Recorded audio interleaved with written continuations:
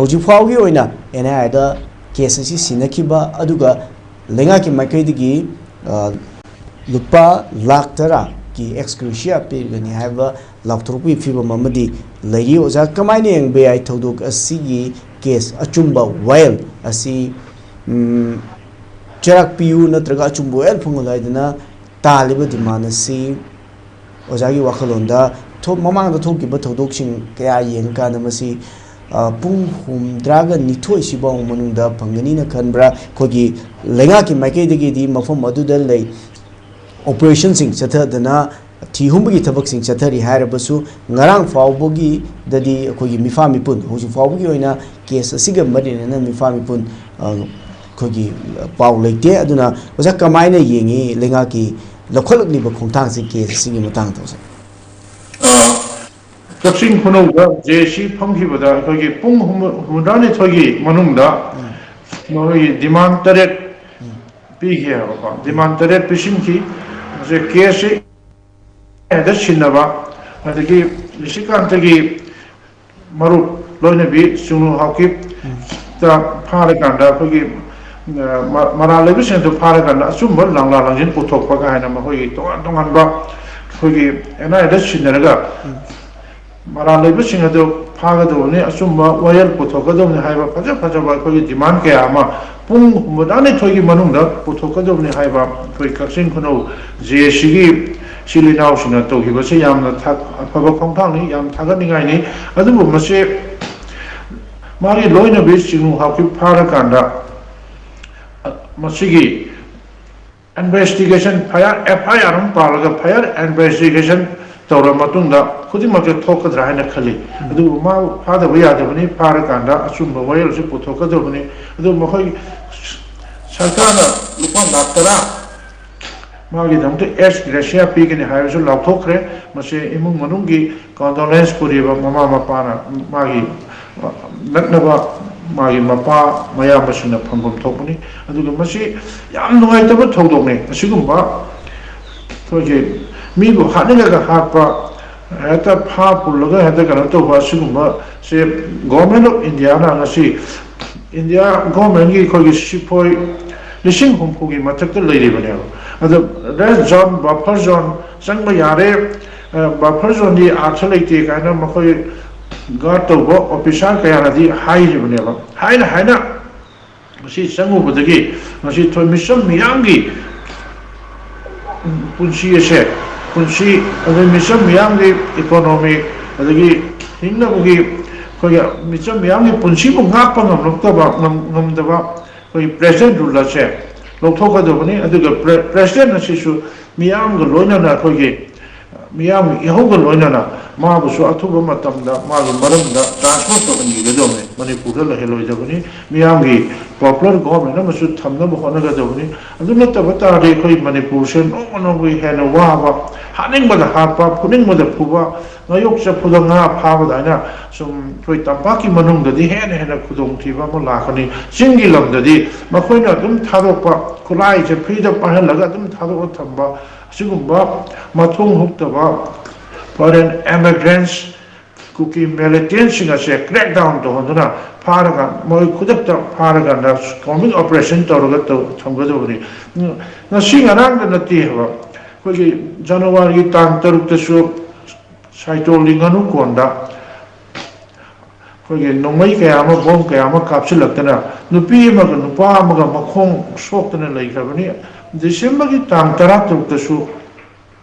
kano khogi phawak chawi khai mamang laikai torbung mamang laikai da mo nomai kaya ma kapsan gi IDP singi mayumda nomai kaya ma kapsilakre bom kaya ma langsilakre khangna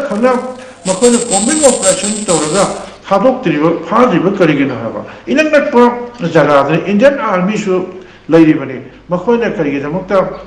khoi mai khata da protection ba aduga makhoi gi singdana zum free thadokba kuki ga makhoi ga loktu na rakanda makhoi na kuki singa je makhoi gi bhut toina khonglo na thammaga na mai da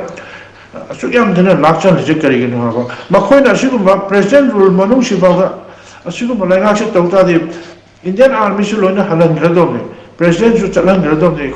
ꯑꯩꯈꯣꯏꯅ ꯏꯁꯥꯒꯤ ꯏꯔꯝꯗꯝꯁꯦ ꯏꯄꯥ ꯏꯄꯨꯅ ꯉꯥꯛꯄꯗꯅ ꯑꯩꯈꯣꯏ ꯏꯁꯥꯃꯛꯅ ꯑꯩꯈꯣꯏꯒꯤ ꯅꯍꯥꯔꯣꯟꯁꯤꯡ ꯂꯩꯔꯤꯕ civil society ꯑꯣꯔꯒꯅꯥꯏꯖꯦꯁꯟꯁꯤꯡ ꯃꯩꯔꯥ ꯄꯥꯏꯕꯤꯁꯤꯡ ꯑꯩꯈꯣꯏꯒꯤ ꯈꯨꯠꯇ ꯑꯩꯈꯣꯏꯅ ꯉꯥꯛꯍꯧꯔꯀꯥꯟꯗ ꯇꯪꯗꯨ ꯂꯩꯇꯥꯕ ꯃꯅꯤꯄꯨꯔ ꯑꯃ ꯂꯩꯍꯧꯕꯅ ꯍꯦꯟꯅ ꯐꯔꯅꯦꯕ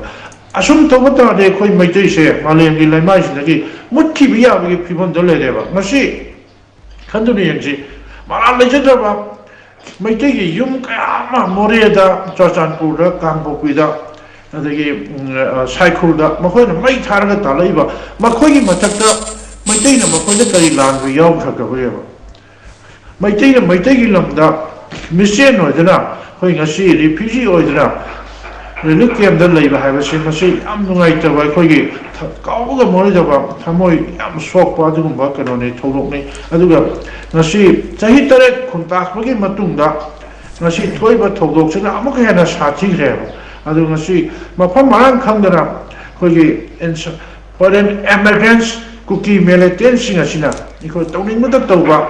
ꯃꯩꯇꯩꯕꯨ ꯃꯌꯨꯝ ꯃꯩ ꯊꯥꯔꯒ ꯇꯥꯜꯂꯛꯄ ꯑꯁꯤꯒꯨꯝꯕ ꯊꯧꯗꯣꯛꯁꯤꯡ ꯑꯁꯤ IDPꯁꯤꯡ ꯑꯁꯤ ꯑꯊꯨꯕ ꯃꯇꯝꯗ government of Indian combing operation ꯇꯧꯔꯒ ꯐꯥꯔꯀꯥꯟꯗ ꯃꯈꯣꯏꯕꯨ ꯃꯤꯂꯤꯇꯔꯤ ꯃꯣꯏꯒꯤ ꯃꯤꯂꯤꯇꯦꯟꯁꯤꯡꯁꯦ ꯀ꯭ꯔꯦꯛ ꯗꯥꯎꯟ ꯇꯧꯒꯗꯕꯅꯤ ꯐꯥꯒꯗꯕꯅꯤ ꯄꯨꯟꯒꯗꯕꯅꯤ ꯃꯇꯤꯛ ꯆꯥꯕ ꯆꯩꯔꯥꯛ ꯄꯤꯒꯗꯕꯅꯤ ꯑꯗꯨꯒ ꯑꯩꯈꯣꯏꯒꯤ IDPꯁꯤꯡ ꯑꯁꯦ ꯃꯌꯨꯝꯗ ꯍꯟꯖꯤꯜꯍꯟꯒꯗꯕꯅꯤ ꯍꯧꯖꯤꯛ ꯖꯅꯋꯥꯔꯤ 38ꯒꯤꯗ ꯑꯩꯈꯣꯏꯒꯤ ꯃꯤꯌꯥꯝꯒꯤ ꯑꯆꯧꯕ ꯔꯦꯂꯤ ꯑꯃ ꯆꯠꯀꯗꯧꯔꯤ ꯃꯁꯤ ꯈꯪꯅ ꯑꯩꯈꯣꯏꯒꯤ ꯑꯣꯅꯔꯦꯕꯜ ꯒꯣꯚꯔꯅꯔꯅ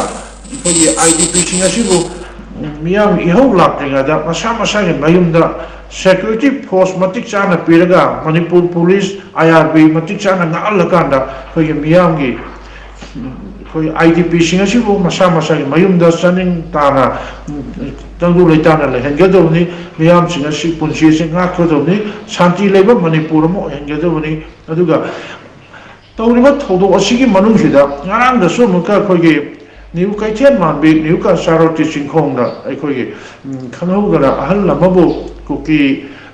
ꯅꯍꯥ 2 ꯂꯥꯛꯑꯀꯥꯟꯗ 3 ꯂꯥꯛꯑꯀꯥꯟꯗ ꯒꯥꯔꯤ ꯃꯆꯥ ꯇꯣꯡꯉꯒ ꯂꯥꯛꯑꯀꯥꯟꯗ ꯑꯩꯈꯣꯏꯒꯤ ꯕꯥꯏꯛꯇ ꯇꯣꯡꯉꯒ ꯂꯥꯛꯑꯒ ꯐꯥꯒꯦ ꯇꯧꯔꯀꯥꯟꯗ ꯑꯃꯗꯨꯅ ꯑꯁꯤꯗ ꯋꯥꯔꯤ ꯁꯥꯟꯅꯕ ꯃꯇꯝꯗ ꯄꯨꯂꯤꯁꯀꯤ ꯃꯐꯝꯗ ꯆꯠꯁꯦ ꯂꯥꯞꯅ ꯐꯥꯅ ꯇꯧꯔꯀꯥꯟꯗ ꯅꯈꯣꯏ ꯃꯩꯇꯩꯅ ꯃꯐꯝ ꯑꯁꯤꯗ ꯂꯩꯒꯗꯧꯕ ꯅꯠꯇꯦ ꯅꯈꯣꯏ ꯃꯩꯇꯩꯒꯤ ꯂꯝ ꯅꯠꯇꯦ ꯅꯈꯣꯏ ꯁꯤꯗ ꯂꯩꯕ ꯌꯥꯔꯣꯏ ꯀꯥꯏꯅ ꯀꯤꯍꯜꯂꯝꯕ ꯑꯁꯤꯒꯨꯝꯕ ꯃꯊꯣꯡ ꯍꯨꯛꯇꯕ ꯊꯧꯗꯣꯛ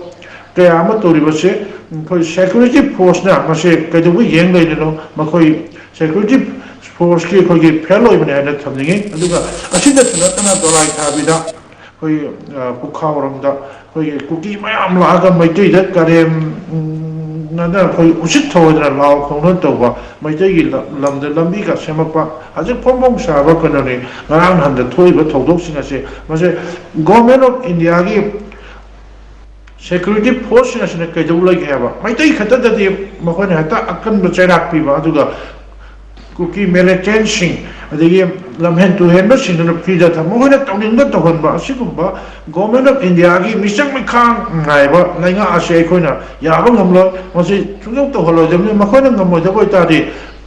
ꯒꯣꯔꯃꯦꯟ ꯑꯣꯐ ꯏꯟꯗꯤꯌꯥꯅ ꯗꯤꯄ꯭ꯂꯣꯏ ꯇꯧꯕ ꯊꯝꯕ ꯁꯤꯐꯥꯏꯁꯤꯡ ꯂꯣꯏꯅ ꯃꯌꯨꯝꯗ ꯍꯜꯍꯟꯈ꯭ꯔꯣ ꯑꯗꯨꯒ ꯑꯩꯈꯣꯏ ꯃꯩꯇꯩꯅ ꯑꯩꯈꯣꯏ ꯏꯁꯥꯅ ꯏꯁꯥꯒꯤ ꯏꯔꯝꯁꯦ ꯉꯥꯛꯑꯀꯥꯟꯗ ꯑꯩꯈꯣꯏ ꯂꯩꯍꯧꯕꯅꯦꯅ ꯐꯒꯅꯦꯅ ꯊꯝꯖꯒꯦ